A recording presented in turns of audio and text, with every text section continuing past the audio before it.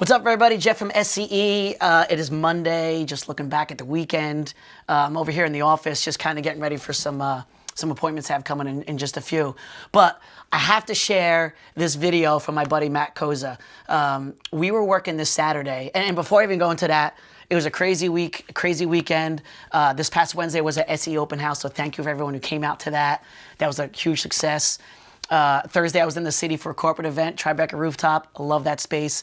And then the rest of the weekend, Friday, Saturday, Sunday, were weddings, back to back to back to back to back. So I want to talk about Saturday's wedding super quick. And the reason I want to shout out Matt Koza is because Matt Koza does cinematography, shoots video. And I work with a lot of couples. And of course, I would say 100% of them always choose a photographer. But not a lot of them choose cinema or video. Either, I don't know if it's either budget or they feel like, you know, like, oh, who's going to watch it afterwards? And I would agree with that. I mean, if you're shooting crappy video and the end product is crappy, then no one's going to watch a crappy video. But if you kind of do your homework and find the right person that fits your vibe, you'll get a lot of guys out there, super talented guys that tell a story. And they do it in such a way that it literally looks like it comes from TV, you know, and it's something you'd want to watch again, and something you want to watch on your anniversary, on your 10th and 25th and 50th. Anyway, I want to get back to this and set up this video, which is why I feel like video is just as important as having photography. So the wedding, we have Jack and Haley. We're at the Coach House, Ryland Inn. For our services, we had live musicians for ceremony, for cocktail hour. In the reception, we were just doing music, just our setup, and the rest of the room was just like a ton of candles. They just wanted it like super intimate, chill, cool vibe. And I would say that the Coach House is probably one of the perfect venues for something like that. There's a lot of other beautiful spaces that I still feel you need to add some stuff. And I am a big fan of like doing lighting. Lighting is super, super important. But of course, if it's not your vibe, it's not your vibe, right? So in this wedding, they had Devin Pepler, who was doing the photographer, and Devin's a dope photographer. He does some really cool stuff. And Matt Koza, who I like, who does cinema. So Matt comes in with his crew. They set up lighting just for the shots they need for, you know, the entrance, first dance, and all other stuff, toasts and whatever. But they did it in such a way, and I don't remember the lights that they're using, but they did it in such a way that the room itself looked super cool. They didn't blow out the whole room. They just hit it in the right angles that they needed.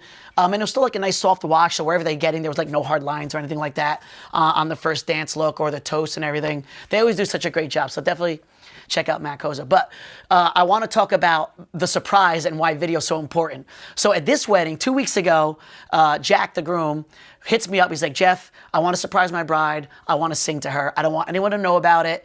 I know we have a keyboardist coming along with the other musicians for ceremony and cocktail hour. Is there any way he can stay for like, I don't know, 15 minutes into like the beginning of the wedding? And I was sure, we'll work it out. We get done with cocktail hour. I go over, I help the piano guy, like we pick everything up, almost like he's just like, hey, goodbye, I'm loading out. And then we take his piano, keyboard, the stand and everything. We hide it behind the equipment. Nobody can see it. All the guests come in. We're lining everybody outside for introductions. We come in, we do the first dance, which was Latch, Sam Smith, acoustic, love that. Haley dances with Dad to a Wilco track. And then Jack dances with Mom to Baby I'm a Star, Prince, right? So coming out of Baby I'm a Star, Prince, Bird, who's worked with me, is mixing in Hava Nagila, the horror, because Jewish, you know, we're going to put him up in the chair, the whole thing. So the tail end of that Prince track, I get 180 people on the dance floor, you know, they're dancing, and then we go right into the horror, the whole thing, circles, put them up in the chair, we get them seated, sit everyone down for salad. As soon as salad gets plated, they want to go right into toast. So we have Dad do a toast, Maid of Honor do a toast, which is Jane, right? Brendan, I think, is the best man. He does a toast. And then the surprise toast, right? So I'm kind of saying what's going on. Behind me, the keyboard is coming out. We're getting set up. The bride has this look like, what the flock of seagulls is going on right now? She has no idea. Most of the guests have no idea what's going on. So I call Jack over. He sits down, super calm, just kind of grabs the mic, gets it focused on there, says this little dedication, plays this track on the keyboard, sings to his bride. Sick, sick moment. Now, the reason it's so important for video. Yes, Devin took some amazing shots, and if you looked at the shots of the bride crying with the smile and all the guests crying with the smile, and then you look over, you see the groom like just kind of rocking on the keyboard, yeah, you can understand that he's singing a song, and she was super surprised that everyone's happy. But the emotion of the song and the way he delivered it needed to see it on video. So that's why it's super, super important. So I'm going to show this video, and then obviously when I get done talking, turn your phone, because I'm going to kind of do it long way so you can see it as big as I can get it on an iPhone for IGTV. And then definitely consider cinema, consider video. If you know anyone's getting married, show them this video, show them how important it is. And then also realize when you're looking at this video, Matt just sets up the lighting, his own lighting for this intimate moment. You can see the candles flicker in the back and delivers this epicness. So that's it. Matt Koza, thank you for sending this to me so I can share it. Thank you, Devlin. Love working with you guys. Devin. Love working with you guys. And again, that's it. I'm going to show the video. Thank you. I'm sorry.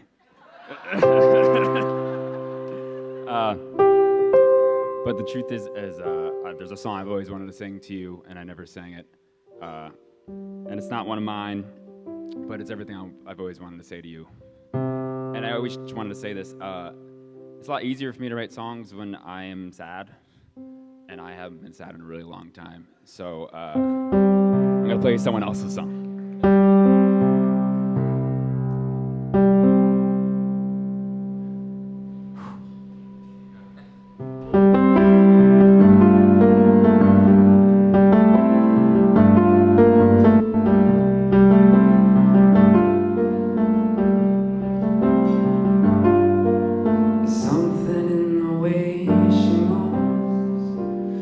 My way and calls my name. That seems to leave this troubled world behind. And if I'm feeling down and blue, or troubled by some foolish game, well, she always seems to make me change my mind.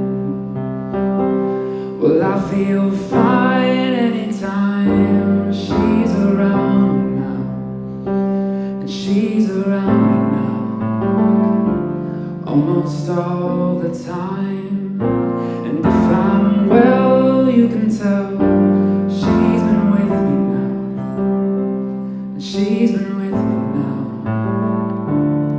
quite a long, long time, and I feel fine.